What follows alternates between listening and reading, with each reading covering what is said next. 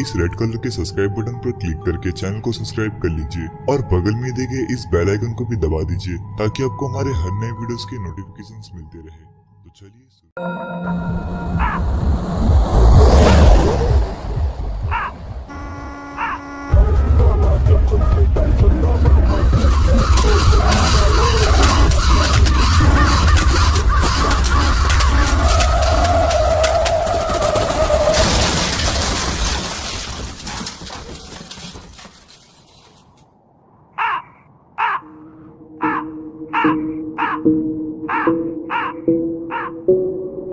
गाड़ी पता नहीं कैसे कब बेकाबू होकर एक बड़े से पेड़ से टकराई। इतनी तेज आवाज थी उस एक्सीडेंट की जिससे कान के पर्दे फट जाए।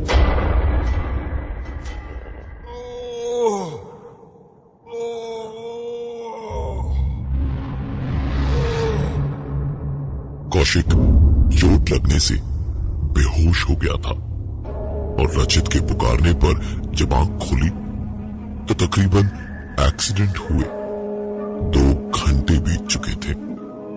रोड से कुछ ही दूरी पर एक्सीडेंट हुआ था। गाड़ी और कौशिक का हाल तो बुरा था ही। रचित को कुछ खास चोटें नहीं आई थी पर साथ में आया हुआ विशाल अभी तक बेहोश था। खून भी उसका काफी बह चुका था। मोबाइल नेटवर्क किसी का नहीं चल रहा था और उन्हें वहां से निकलने का कोई रास्ता नजर नहीं आ रहा था। कौशिक उठा पर अभी भी उसे चक्कर आ रहे थे।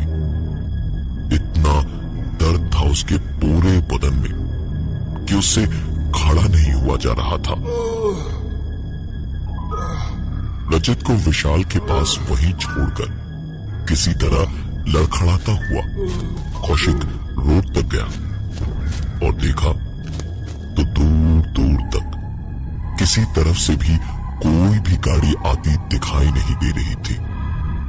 कौशिक वापस पलटा तो दूर खेत के बीच में एक छोटा सा मकान उसे दिखाई दिया। कौशिक ने वापस जाकर रचित के साथ मिलकर विशाल को अपने कंधे पर उठाया और उस मकान की ओर जाने लगा।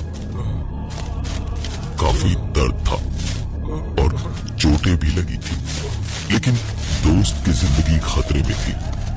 गन्ने की ऊंची फसलों के बीच से होते हुए कौशिक विशाल को कंधे पर उठाए हुए उस मकान तक पहुंचा तो देखा ऊपर के कमरे में बत्ती जल रही थी। कौशिक ने रचित को वहीं रुकने का इशारा किया और आगे बढ़कर दरवाजे को खटखटाया और कहा, कोई है इस घर में? हमारे दोस्त का एक्सीडेंट हो गया है, थोड़ी मदद मिलेगी? अरे कोई है? पलटकर जब कोई जवाब नहीं आया तो कौशिक ने फिर से दरवाजे को खटखटाने के लिए दरवाजे पर अपने हाथ से मारा ही था तो दरवाजा हल्का सा खुला। कौशिक अंदर घुसा और पुकारता हुआ अंदर की ओर चला गया। कोई है? अरे कोई है क्या इस घर में? हेलो भाई साहब, हेलो कोई है?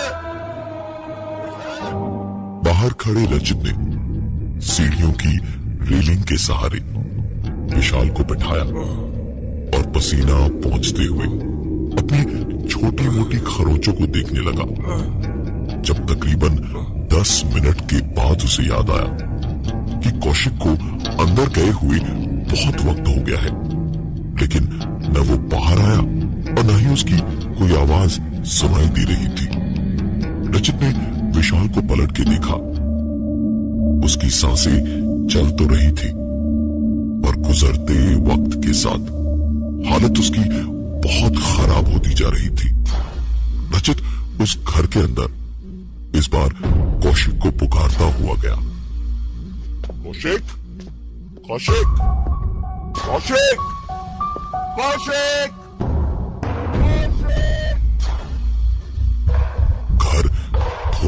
गंदा था। लग रहा था जैसे कुछ हफ्तों से खाली ही था। जगह जगह मकड़ी के जाले और धूल जमी थी। एक अजीब सी खामोशी थी पूरे मकान के अंदर। एक के बाद एक सारे कमरे चेक किए, सब वैसे ही गंदे से धूल से भरे थे। ऊपर जाती सीढ़ियां लकड़ी की बनी थी। एक एक करके चरमराती उन लकड़ी की सीढ़ियों पे रचित चढ़ते हुए यही कोशिश कर रहा था कि आवाज थोड़ी कम हो, लेकिन हर सीढ़ी पर आवाज थोड़ी ज्यादा ही हो रही थी। आखिरी सीढ़ी चढ़कर रचित ने पलट के पीछे सीढ़ियों को एक नजर देखा और एक बार फिर कौशिक को आवाज लगाते हुए एक कमरे का दरवाजा खोला।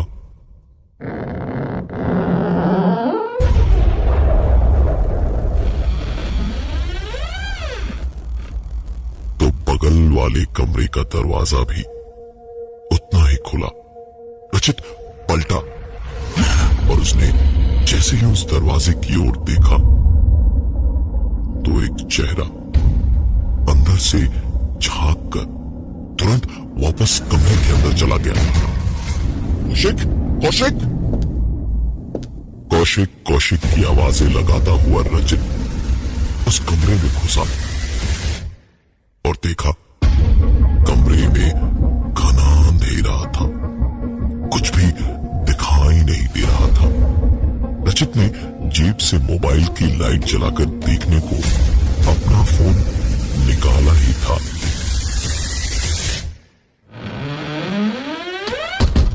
कि उसके ठीक पीछे कमरे का दरवाजा बंद हुआ और कानों में एक आवाज गूंजी,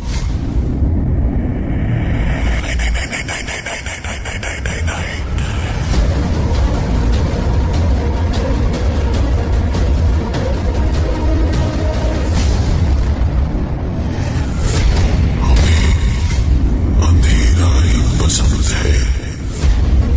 रचित चिल्लाया, कौन है? कौशिक, तू है क्या? मजाक छोड़ यार। टाइम पे हॉस्पिटल नहीं पहुंचे तो विशाल मर जाएगा भाई, विशाल मर जाएगा। रचित ने इतना कहते कहते अंधेरे में देखने की कोशिश की तो कुछ भी साफ दिखाई नहीं दिया।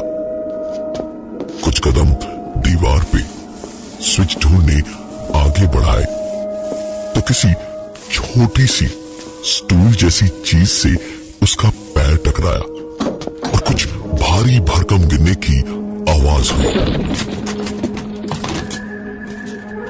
किसी भी चीज की परवाह किए बगैर रचित ने फोन की टॉर्च जलाई तो टॉर्च जलते ही किरकिराकर बंद हो गई। अब मोबाइल की स्क्रीन की ही लाइट थी और उसी रोशनी में देखा तो सामने एक स्टूल गिरा हुआ था जिस पे रखा हुआ रिकॉर्ड प्लेयर भी नीचे गिरा था। उठाकर बड़े एहतियात से स्टूल रखा और उस पे रिकॉर्ड प्लेयर को रखा और उसके बाद वापस मुड़कर मोबाइल की रोशनी में ही रूम में चारों ओर देख ही रहा था जब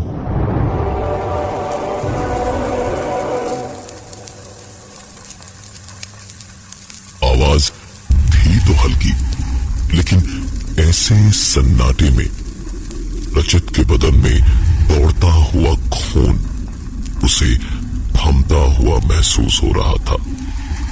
रचित धीमे धीमे डर के घूंट निकलता हुआ पीछे वापस पलटा तो मोबाइल की रोशनी में साफ साफ देख पा रहा था कि कोई रिकॉर्ड नहीं था, लेकिन स्टूल पे रखा हुआ ग्रामोफोन प्लेयर अपने आप चल रहा था। रचित एक ही पल में पसीने से तरबतर था। माथे से पसीने की टपकती बूंदों के पीछे झुककर उसने एक झटके से रिकॉर्ड प्लेयर की सुई हटाई तो वो चलती हुई आवाज भी अपने आप बंद हुई। कुछ देर खड़े खड़े रचित बस उस घूमते हुए प्लेयर और उसकी उठाई हुई सुई को देखता रहा। और फिर जब कुछ भी नहीं हुआ तो रचित का खून दोबारा दौड़ने लगा और वो पलटकर कमरे को मोबाइल की रोशनी में देखने की कोशिश करने लगा, लेकिन कमरा काफी बड़ा था और रोशनी बहुत कम। आगे बढ़कर इधर उधर दीवारों पर देखने लगा कि कहीं कोई दरवाजा हो, लेकिन सामने दीवार पर हर जगह उसे ऊपर से लेकर नीचे तक सिर्फ कई सारे नाम लिखे हुए दिखाई दिए और लिखाई किसी बच्चे की टूटी फूटी लिखाई जैसी थी। रचित नाम पढ़ता हुआ दीवार को खुले मुंह से थोड़ा डरा हुआ, थोड़ा परेशान और बहुत ही घबराए हुए अंदाज में देखता देखता एक दीवार से दूसरी दीवार पे पहुंचा तो देखा उस पे भी कई सारे नाम लिखे थे, वैसी किसी बच्चे जैसी हाथ की लिखाई में। अचानक ही घबराए हुए हाल में रचित की नजर मोबाइल फोन पर पड़ी तो देखा फुल सिग्नल आ रहा था। उसने तुरंत कौशिक को फोन मिलाया और फोन मिलाते ही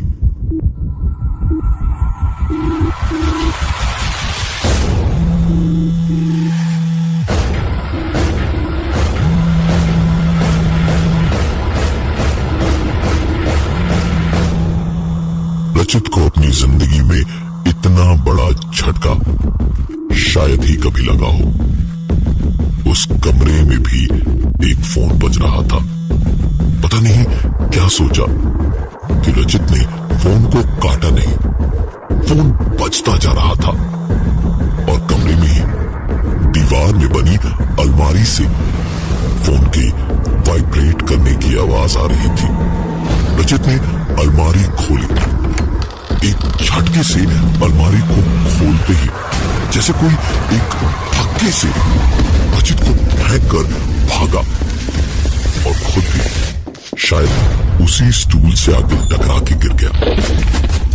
रचित चिल्लाता हुआ उठा, कौन है? रुक जाओ, कौन है? कौन है? और मोबाइल की रोशनी में जब उसने उस तरफ देखा तो वहां एक बच्चा फर्श पर गिरा पड़ा था।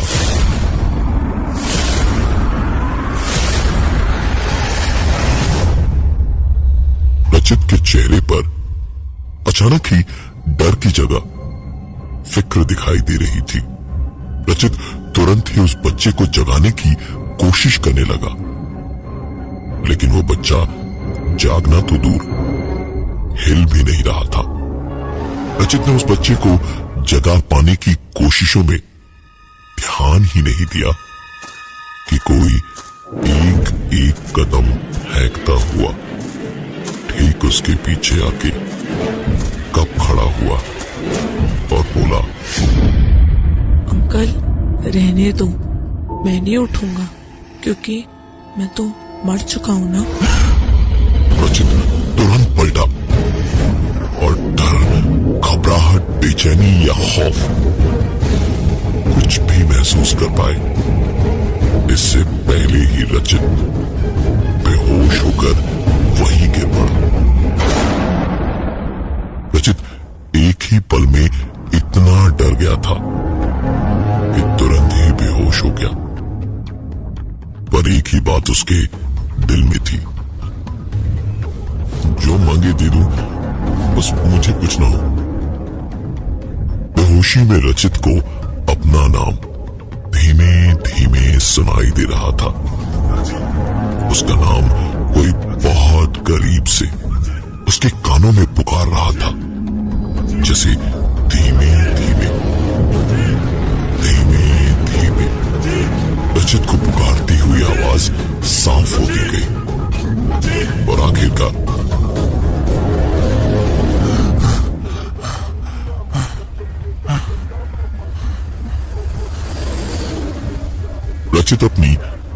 से जागा। गाड़ी में पीछे की सीट पर बैठे हुए रचित सो गया था, लेकिन नींद टूटी तो रचित ने अपने दोनों तरफ देखा। वही गन्ने का खेत था, दूर दूर तक फैला हुआ। वही कौवे थे जिन्हें अभी अभी सपने में उसने देखा था। रचित पीछे से ही गाड़ी चलाते हुए कौशिक को बोलने लगा, कौशिक भाई गाड़ी घुमा ले। मैंने अभी अभी इसी जगह के ऊपर बहुत बुरा सपना देखा है भाई मोड़ ले। मिनिमान हम दूसरे रास्ते से चलते भाई, ये रास्ता बहुत खतरनाक है। कौशिक जोर से हंसा और उसने पलट के बोला, ये हमारे रचित साहब बहुत पहुंची हुई चीज है, आपको सब पहले ही दिखाई दे जाता है। कौशिक के इतना कहते कहते ही रचित, कौशिक और विशाल की आंखों के सामने वही एक नजारा था जिससे रचित के सपने की शुरुआत हुई थी।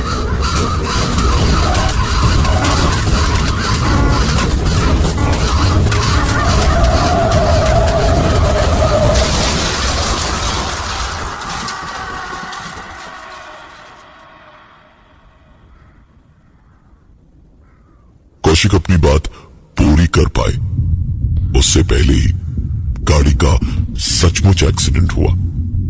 कुछ देर बाद आंख खुली तो कौशिक उठकर रोड तक आया। कहीं मदद मिल सके ऐसी उसे कोई गाड़ी दूर दूर तक दिखाई नहीं दी। विशाल को बहुत बुरी चोटें आई थी, तुरंत ही उसे मदद की जरूरत थी। कौशिक ने इधर उधर खेत पर नजर दौड़ाई तो दूर एक मकान दिखाई दिया और रचित के लाख मना करते रहने के बावजूद वो उसे और विशाल को वहां ले गया। और वहां पहुंच के कौशिक ऊपर के कमरे में जलती हुई बत्ती को देखकर आवाजें लगाने लगा, कोई है इस घर में? हमारे दोस्त का एक्सीडेंट हो गया है, थोड़ी मदद मिलेगी? अरे कोई है? रचित की आंखें ये सुनकर चौड़ी होती चली गई, क्योंकि ये हूबहू वैसा ही था जैसा उसने अपने सपने में देखा था। उसने कहा, भाई ये घर, ये जगह और ये एक्सीडेंट सब अगर मैं पहली बार देख रहा हूं जिंदगी में, तो मुझे ये बता कि ये सब मेरे सपने में कैसे आया? मेरी बात मान, चल यहां से कौशिक, चल यहां से कौशिक, हमारी जिंदगी को खतरा है कौशिक यहाँ पे। कौशिक का तो जैसे खून ही खौल गया। उसने चिल्लाते हुए कहा, तुझे तो बस खरोंच आई है थोड़ी सी, इसे देख, अगर तुरंत इसको मदद नहीं मिली तो मर जाएगा ये। तुझे अपने डरावने सपने से इतना डर लग रहा है तो चला जाए यहां से।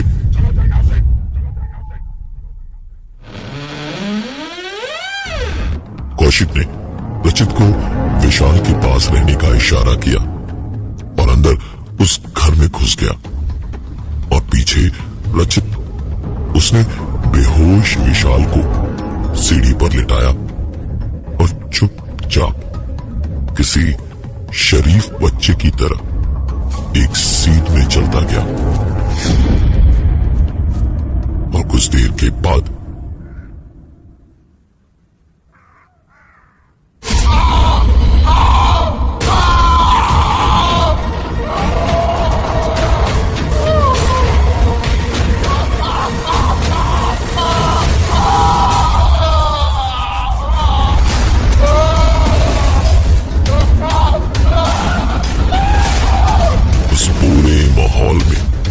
बस कौशिक की चीखें गूंज रही थी।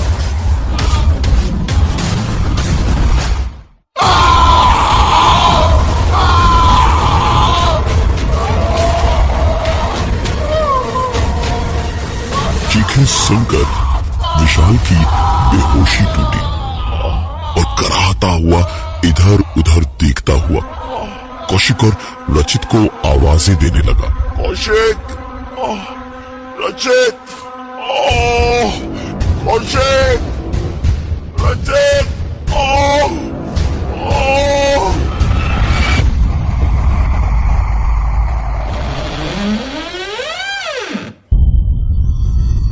जब उस घर का दरवाजा खोला और अंदर से रचित निकला मुस्कुराता हुआ।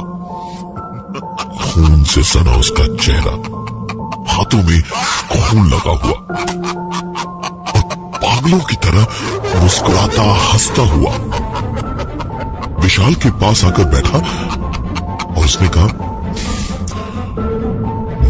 मैंने कहा था गाड़ी मोड़ दे, कहा था चला चल यहां से, कहा था मैंने, सपने में ही देख लिया कि क्या होगा, लेकिन नहीं, बहुत बड़ा लीडर समझता था अपने आप को। देखिए भाई, क्या फायदा हुआ ऐसा लीडर बनके। विशाल शायद समझ गया था कि क्या होने वाला है। उसने हाथ लाते हुए कहा, क्या क्या क्या बोल रहा तू? कौशिक कहा गया? कौशिक कहा गया? हाँ? रचित ने झुककर करीब से विशाल को देखा और उसके कानों में धीमे से कहा, मैंने कहा था यहां नहीं आना और मुझे अपनी कीमत चुकानी पड़ेगी। विशाल को इतना बोलकर हंसता हुआ रचित पैर से पकड़ के घर के अंदर घसीटने लगा। विशाल की काफी हड्डियां टूटी थी, खून भी बहुत बह चुका था, बड़ी मुश्किल से हिल डुल पा रहा था। जब उसे इस कदर से रचित जानवरों की तरह घसीटने लगा, विशाल के हलक से भयानक चीखें निकलने लगी। बढ़ती हुई चीखों में रचित की हंसी और तेज होती जा रही थी।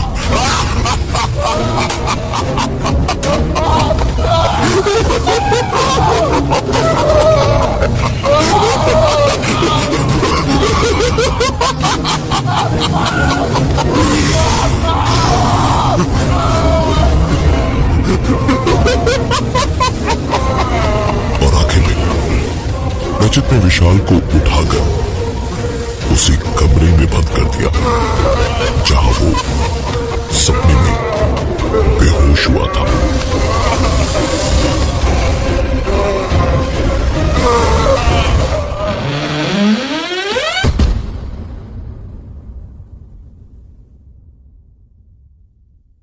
मैं जब उस वक्त बेहोश हुआ था तो बस एक ही बात थी दिल में कि चाहे जो हो जाए मैं बच जाऊं, चाहे कौशिक और विशाल न बचे, लेकिन मैं बच जाऊं। कहते हैं कि मौत का खौफ इंसान की असलियत दिखाता है। बहुत दिक्कत होती है,